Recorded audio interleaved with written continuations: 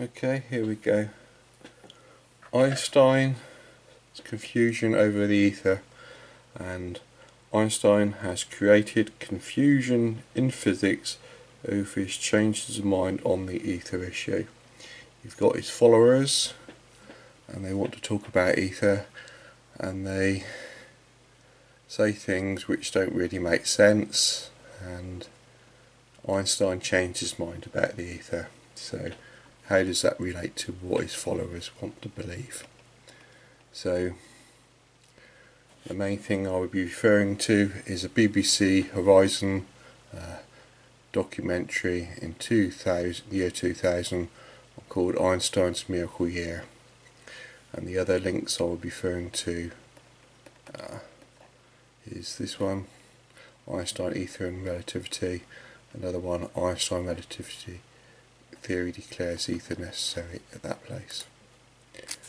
Okay, so let's get going. That's the first place. We'll come to that in a minute. This is the documentary. If we can make it large and get to the relevant bit. Gives you the idea. It's the introduction into this video. I'm going to jump forward to the relevant bit in a minute.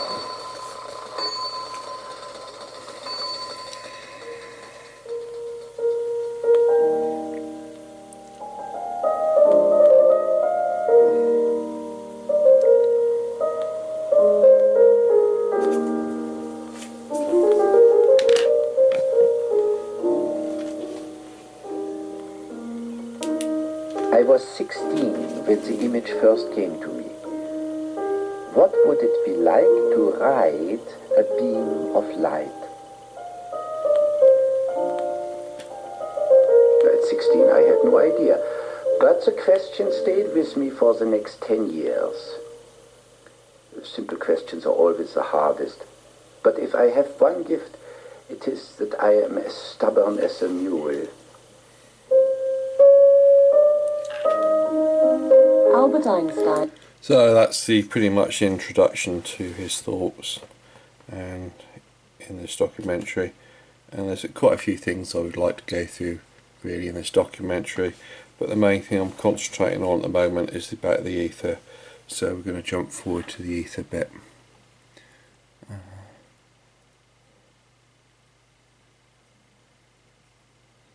First of all, it's about his attendance at college. He was at ETH and it wasn't very good attendance, and then it leads on to the ether after talking about his wife Minerva and things. So we could get to the ether in a roundabout sort of way. Here we go. Educations there, but he avoided regular attendance in class.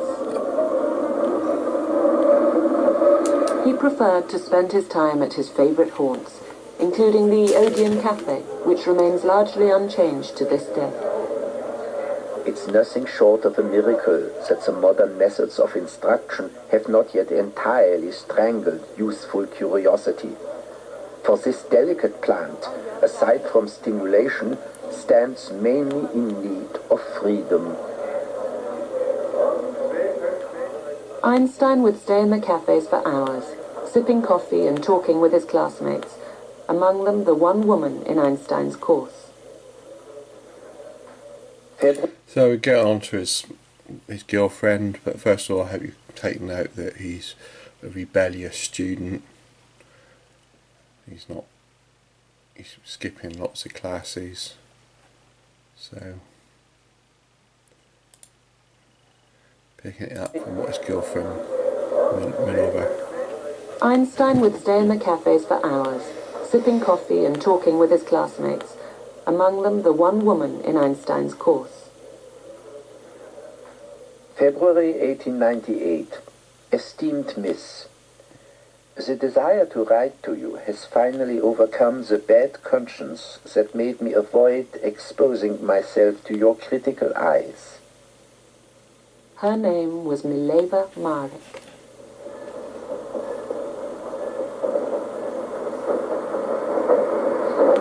She had come from Hungary to the ETH, one of the few European universities open to women.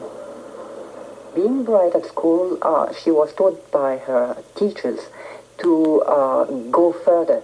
First, she went to a boys' school because, of course, the boys could go further than girls at that time. And then, I think she was rather lucky because some of her teachers told her that a school was opening in Zurich where girls were admitted, which was quite unusual at that time. At the ETH, Mileva was enrolled in the physics teaching course, as was Einstein. She probably was a kind of realization of a dream for him, because she was free. She had no family on her back. She had to take care of herself by herself. In a sense, she was freer than he was.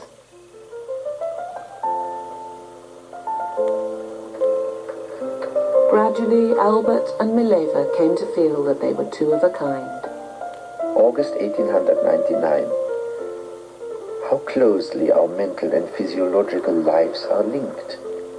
We both understand each other's black soul so well, not to mention drinking coffee and eating sausages.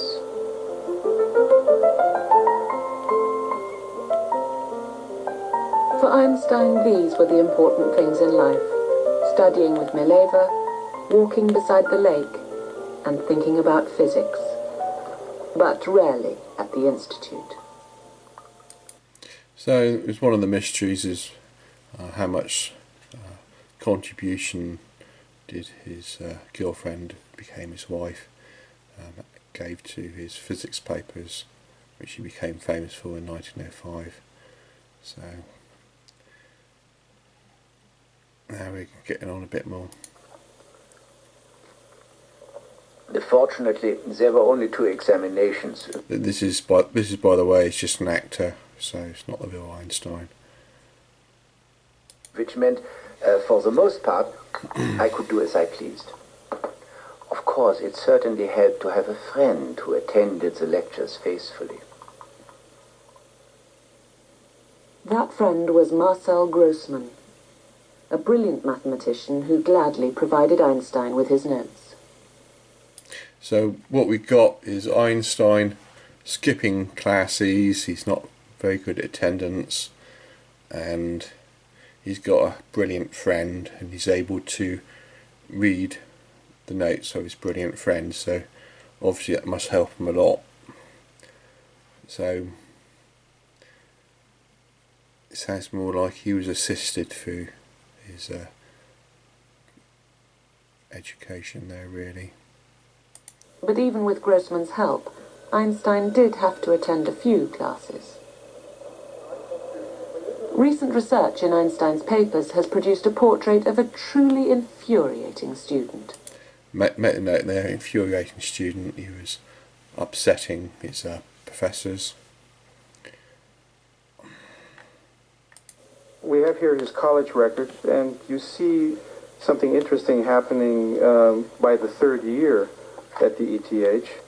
We have March 1899. It says that a reprimand has been issued to Einstein through the administration because of a lack of diligence. I think that that's an administrative way of saying that he was lazy in his in the physics practicum, in the physics lab.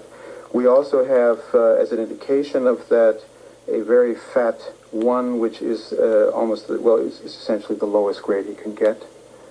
To be fair, he also gets in the electrotechnical lab that same year a 6. So certainly he has already developed that which I think is his hallmark, and that is he turns his attention and is assiduous in those areas where he wants to, and other areas he just ignores. So in some areas he was bad, in some areas he was good, and it's probably in the areas he was assisted that he was good. So carrying on. That kind of arrogance brought Einstein into direct conflict with the head of the physics department at the Institute, Professor Heinrich Weber. You are a clever boy, Einstein, a clever boy, but you have a great fault. You never let yourself be told anything. Of course, I wasn't going to be told anything by Weber. As far as I could tell, he thought that physics had stopped 70 years ago. When I came up with experiments of my own, he wouldn't hear of it. What could I do? Just sit back and hope that Weber didn't know what I thought of him? So that was him. He was a bad student, he upset his professors, and now getting on to the ether bit. The experiments Einstein wanted to perform turned once again on the unsettling problem of light. His image of riding a beam of light had told him that very odd things must happen at the speed of light. Einstein's contemporaries focused on the fact that light travels in waves, which implied that light must move through some type of substance, just as waves on a lake travel through water. And there was really one big mystery, that if light was a wave phenomenon, it must propagate in something, it must be the excitation of something, the vibrations of something. And they called this something the ether, and it really was... So there you go, we got the ether. Before Einstein, they were thinking about light waves in an ether. So Einstein's going to add a bit of confusion to that. Pick it up again.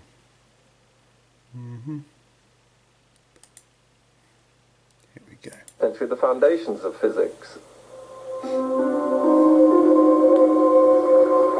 The ether, it was thought, filled every corner of space. The ether was designed to make light behave itself, to make its motion conform to everyday experience. In ordinary circumstances, it's easy to analyse motion. So I think bring the point here that if you've got the ether, things conform to everyday experience. So when Einstein changes things, it throws everything into confusion as to what the heck is he talking about. So when the ether, things were sort of like comprehensible. Circumstances, it's easy to analyse motion. We can measure the speed of the ship relative to the lake.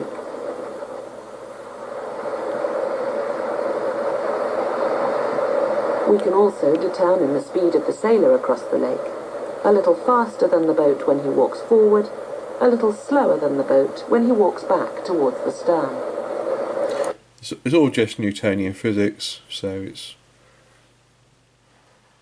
nothing complicated there really at the moment.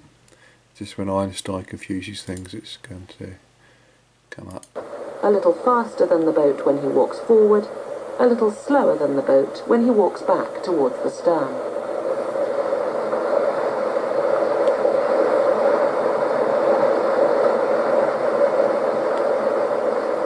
Speed is relative here on Earth. One can add or subtract velocities, depending on which way you move with respect to another moving object. But the great mystery was, would light behave the same way with respect to the ether? So that's a great mystery. Would light behave the same way with respect to the ether? And ether is pretty much the medium for the light waves to be in. So there we go. Would speeds add and subtract where light is concerned? Researchers tried to measure the speed of light through the ether, using the Earth as the laboratory. The Earth orbits the Sun at 20 miles per second, racing through the ether as it goes. That would set up a wind as the ether rushes past the Earth.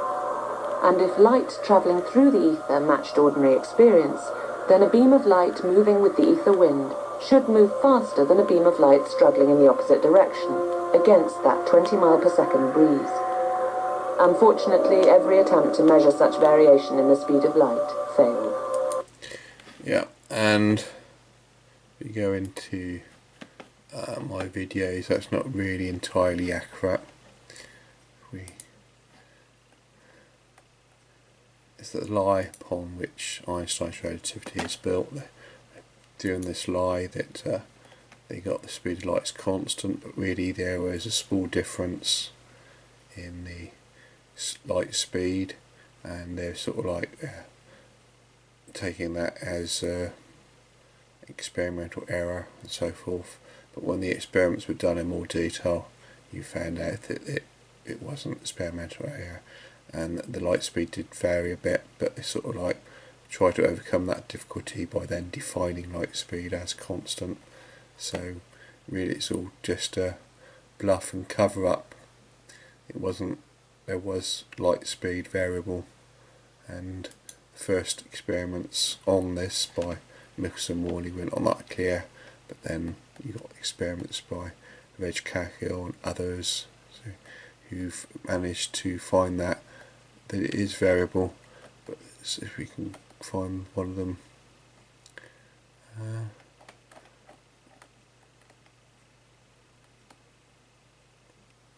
we go, back. Number 1. Unfortunately, getting so many of them there, what you're having to deal with is so many of the false information which the people who believe in Einstein keep giving out. We'll go down.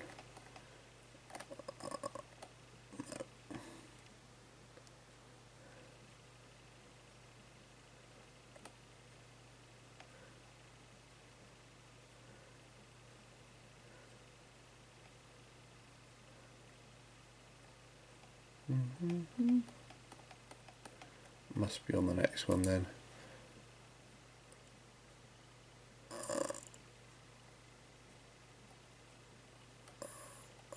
Yeah, this is the one I missed it last time. So what we got here is a Dr.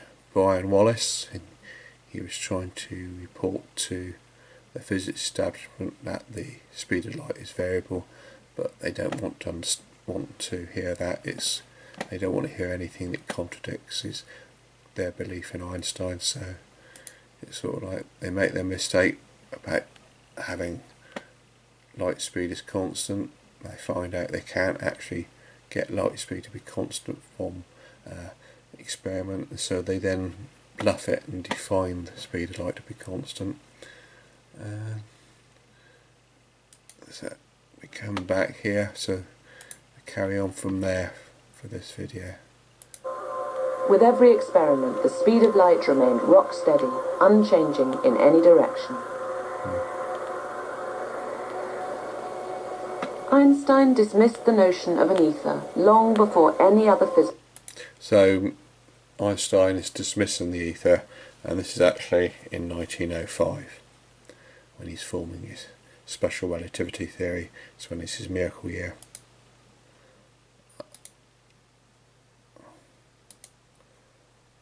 Physicists could accept such a radical step. But if there were no ether, then the message was clear. The speed of light was fixed and unchanging. And it wasn't, but it wasn't so clear in the experiments at that time. An exception to all the laws of motion that govern what happens here on Earth.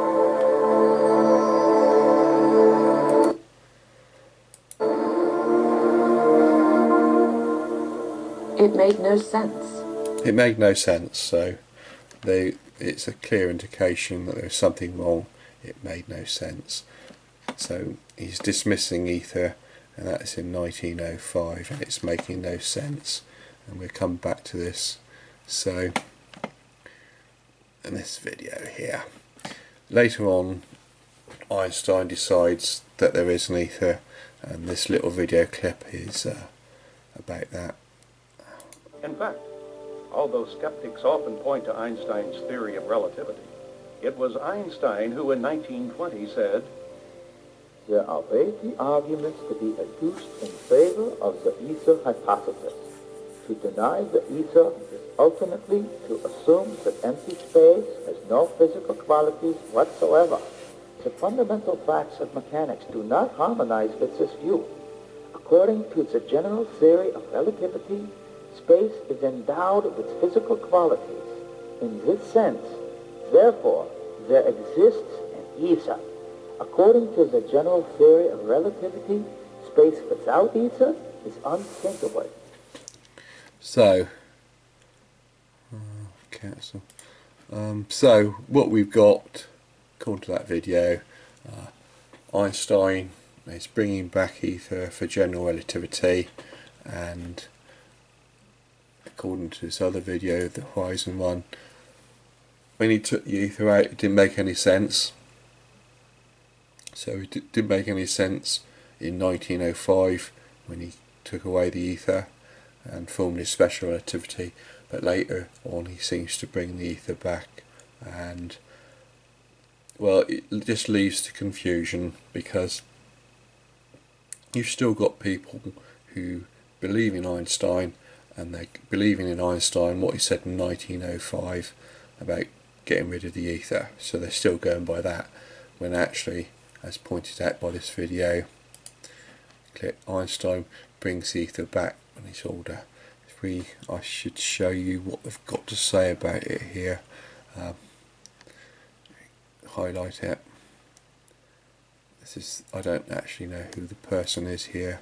He's calls himself Barry Carr. Don't know really who he is, but it's pretty much correct. I've seen it, similar things by lots of other people. And here you go. There you go. By what it says here.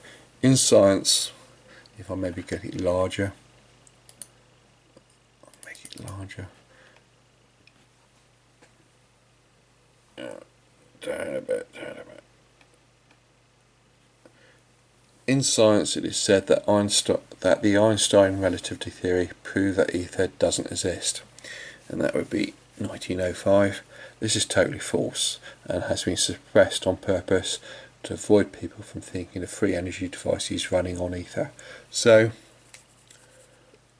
the people who believe in Einstein and teach at a university keep saying to the students ether doesn't exist, and the person who's writing this blog is saying the reason for that is to suppress the idea of free energy, and I've seen lots of people make similar claims to that. I hope this will give ideas to many, as it should have happened decades ago. Extract from the race to 0 point energy. And he's referring to the video above he's just done. As I keep seeing comments saying this is not Einstein's voice, I added this just in the description, so you've just seen a video and it didn't have Einstein's voice on it. It was an actor talking it. Sure, I know it is not his voice. I never claimed any anyway. I've just posted this video to show a very important statement of Easter. To deny the ether is to assume that empty space has no physical qualities.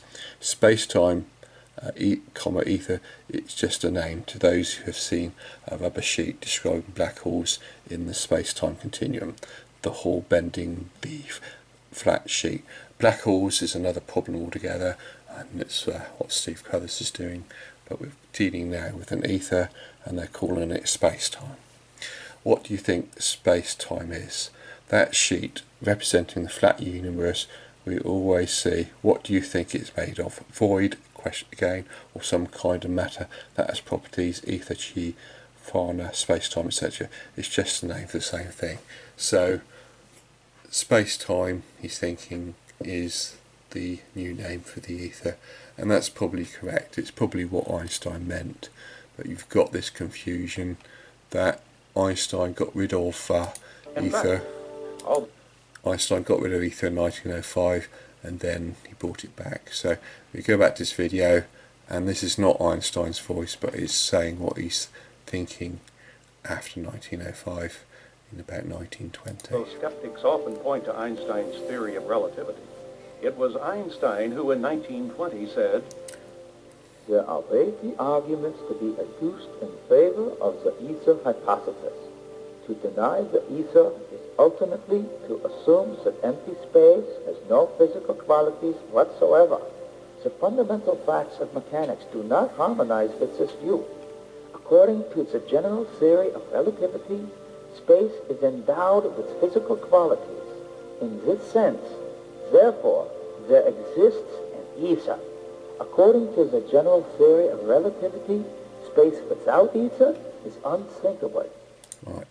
So if we go to this one, this is the paper about Einstein, ether and relativity, and which you talked about in 1920. And This is on the internet, and if you go down to the last things he's saying,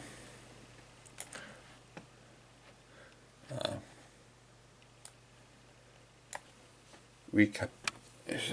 Let's go down a bit.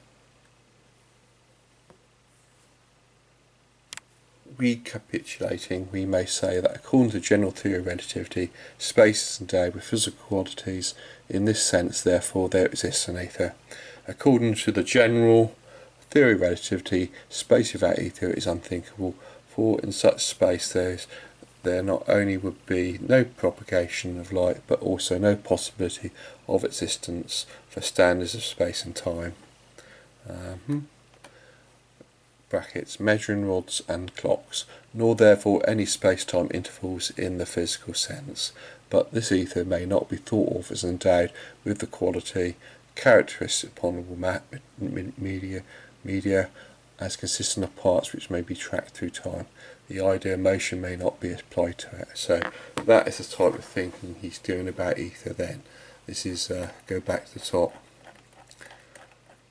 this is 1920. So in 1905 he's discarding ether, and in 1920 he's bringing it back. So if we go back to this video of BBC, they're saying his discarding of the ether doesn't really make any sense, so we can pick that up. Okay. Picking it up again. Velocities, depending on which way you move with respect to another moving object. But the great mystery was, would light behave the same way with respect to the ether? Would speeds add and subtract where light is concerned? Researchers tried to measure the speed of light through the ether, using the Earth as the laboratory. The Earth orbits the Sun at 20 miles per second, racing through the ether as it goes. That would set up a wind as the ether rushes past the Earth. And if light travelling through the ether matched ordinary experience, then a beam of light moving with the ether wind should move faster than a beam of light struggling in the opposite direction. So they're going to make their false claim about experimental results. We can pick it up a bit more by what Einstein's going to say. Physicists could accept such a radical step. But if there were no ether, then the message was clear. The speed of light was fixed and unchanging. So, it's saying it's fixed because there's no ether. But now we're saying, well, he's brought back the ether for general relativity. Exception to all the laws of motion that govern what happens here on Earth.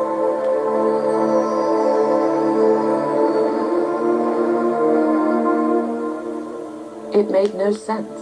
It made no sense. So his discarding of the ether in 1905 makes no sense, but that's the sort of thing they want to teach students, physics students, and then they normally miss out telling them that Einstein in 1920 brought it back again. So it's utter confusion here. You're talking about physics, it doesn't make any sense without the ether, and then so you're confusing students on that, and then you're then not telling the students that further confusion that after discarding the ether, Einstein brought it back again.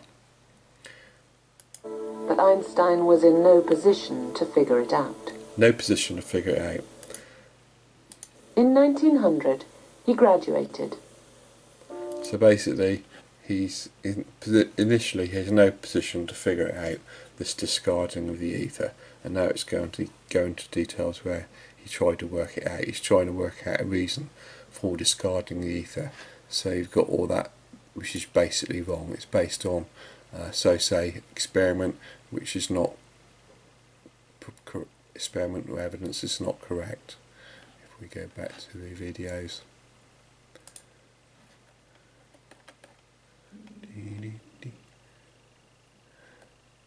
The lie on which Einstein's relativity is built, and basically it's exposed that they built everything on a lie. They built it on the idea that the speed of light is constant, and by that they want to imply, which they usually imply, that there's no ether. And basically when they've done further experiments with that, they found they couldn't actually get the speed of light to be constant, and they had to then overcome that problem by trying to define it as constant. And basically, that is not a proper theory to do something like that. If you want to have a theory where you assume the speed of light to be constant, what you could do then is to test it by experiment. But if you are not doing that, and instead you're defining the speed of light as constant, you're not then proposing a theory that can be tested. So they've really made a big mess of this. By trying to hold on to Einstein for as long as possible, they have really messed things up really bad. So that's the situation they're in.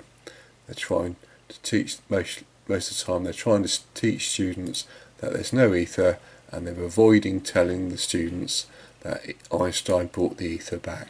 Einstein brought the ether back in 1920, which kind of overturns what he's talking about in regards to special relativity. There's some sort of relationship. He's talking about general relativity from when he created it, from about 1915s when he created general relativity. So he's talking about some theory, and he's not really making it clear how that theory of 1915 onwards, general relativity, how that is supposed to be connected to what he said about special relativity in 1905. So they're glossing over that.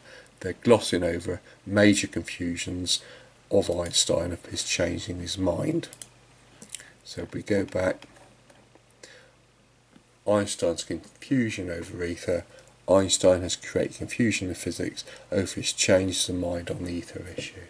So I could carry on and point out other things in Einstein's miracle year here at the BBC Horizon, but I think that is the major issue, that they've really got their knickers in a twist over ether, and Einstein is the one who put them into that mess. Thank you.